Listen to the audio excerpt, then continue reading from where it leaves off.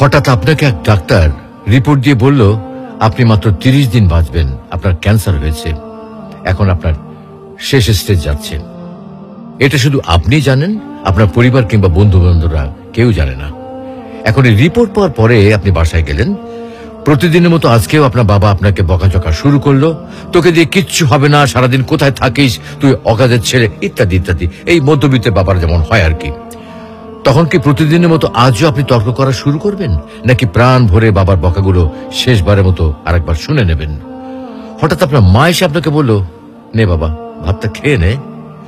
আপনার মনে হবে এই বুঝি আপনার মায়ের শেষ হাতের খাওয়া, আপনি আর বাঁচবেন না।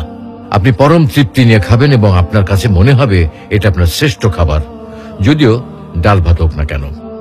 আপনি বের হলেন, পুরনো এক বন্ধুর সাথে দেখা, আপনি যাকে মোটেও সহ্য করতে পারেন না, সবসময় তার সাথে কথা কাটাকাটি হয়, আজকেও সে আপনাকে কিছু কথা শুনিয়েও দিল। আচ্ছা, এখন কি আপনি তার সাথে তর্ক শুরু করে দেবেন?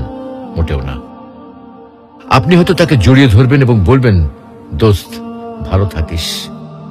আচ্ছা জানেন, আমরা এখন মৃত্যুর কথা ভাবতেই চাই না, এ থেকে আমরা পালিয়ে বেড়াতে চাই। কিন্তু যদি আপনি ভাবেন যে আজই আপনার শেষ দিন, তাহলে দেখবেন সবকিছুই আপনার কাছে ভালো লাগছে। তাই ইগো ছেড়ে দিন, ইনশাল্লাহ আপনার মন ভালো হয়ে যাবে।